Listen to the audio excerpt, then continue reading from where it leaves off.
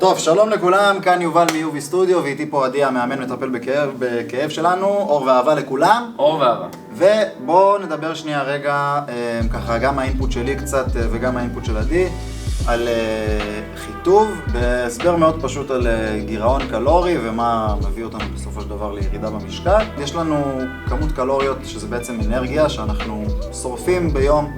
זה מתפרק לכמה גורמים, שבין היתר גם ה-RMR, Resting Metabolic Rate, שזה פשוט כמה הגוף שלי שורף, המוח בזה שהוא חושב, הלב בזה שהוא פועם, המערכות של הגוף גם כן צורכות אנרגיה, וזה האמת רוב האנרגיה שאנחנו שורפים ביום. מעבר לזה יש לנו גם את הפעילות הלא יזומה, שזה שאני עכשיו יוצר את הסרטון בשבילכם ואנחנו מזיזים פה ועושים תנועות, וזה שבאתי לכאן ברכב, זה גם שורף לנו קלוריות שמצטרפות במהלך היום, ונוסף על זה גם האפקט הטרמי של המזון, שזה בעצם כמה הגוף שלי צורך אנרגיה בשביל לפרק את המזון שאני מכניס אליו, וזה גם יכול להשתנות טיפה מבין אדם לבין אדם, ועל זה אנחנו מוסיפים גם כן את הפעילות היזומה, שזה כשאתם אקטיבית הולכים ועושים אימונים, שחלק מהמטרה שלהם זה לשרוף קלוריות.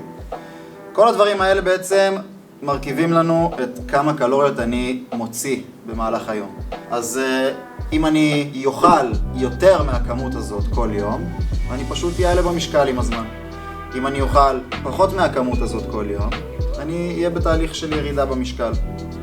יש הרבה דרכים לדעת אם אתם אוכלים יותר או פחות, ולדעת גם כמה בכללי אתם שורפים. אבל זה בגדול ככה הבסיס מאוד לכל הדבר הזה. כל אחד מספר, כל אחד יש לו מספר על המצח. אם הוא עובר את המספר הזה, הוא יעלה. קלוריות, אנרגיה, אוכל מגולם.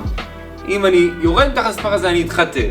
עכשיו, אנחנו רוצים לתת עוד נפח לדבר הזה, כי אני יכול להיות ב-2,000 קלוריות שהן זבל, או מ-2,000 קלוריות שהן איכותיות.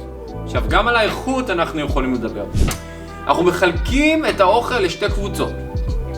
פיצה ולא פיצה, אוקיי? מה ג'אנק ומה לא ג'אנק, והחלוקה היא מאוד דיכוטומית בכוונה, כדי שאתם תוכלו אחר כך לעשות ביקורת עצמית עם עצמכם ולהגיד למה הייתי שובב, ולמה אני לא רואה את התוצאות, למה יש לי פה את הזה שאני רוצה להוריד, שזה לא הפואנטה, כן? אבל למה?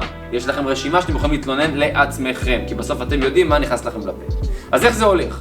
כל מה שמגיע בשקית או בקופסה, פיצה, לא מעניין אותי אם זה אפונה כפויה, אנחנו הולכים על הסטנדרט הכי גבוה. תתאימו את עצמכם בדרך, זה לא אומר שזאת האמת המוחלטת, זה רק 100 במבחן. מה אנחנו כן אוכלים אז?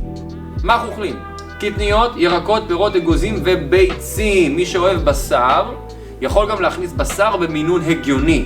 אם אתה אוכל כל יום עוף, בשר אדום, ואלוהים יודע מה, אז זה לא הגיוני, חבר'ה. אתם לא הלכתם וצדתם עכשיו 4 חיות ביום, וכל הדבר הזה לוקח לו עשרות שעות להתעכל גם במקרים מסוימים. שינה טובה, מים איכותיים ומחשבות חיוביות. אם אתם תיקחו את העיקרון שיובל אמר, ואתם תלבישו אותו עם החומר המתקדם הזה של הקטניות, ירקות, פירות, אגוזים, ביצים, יהיה לכם את התזונה שתביא אתכם הכי קרוב לציון 100. אתם בסוף חיים פה והמטרה היא לא לסבול, המטרה היא שיהיה לנו 80% הרגלים בריאים ו-20% עושה מה בא לי. אבל אם ב-80% אני אוכל מהשקית ואני אוכל את החלב ואני אוכל את הלחם, אז אנחנו אף פעם לא נקיים, אף פעם לא היינו ילדים טובים בירושלים, ולא נקבל 80, נקבל 55. ואז נבוא, איך אני מוריד? אתה לא מוריד, אתה משנה הרגלים. עד לפעם הבאה? עד לפעם הבאה. אור ואהבה.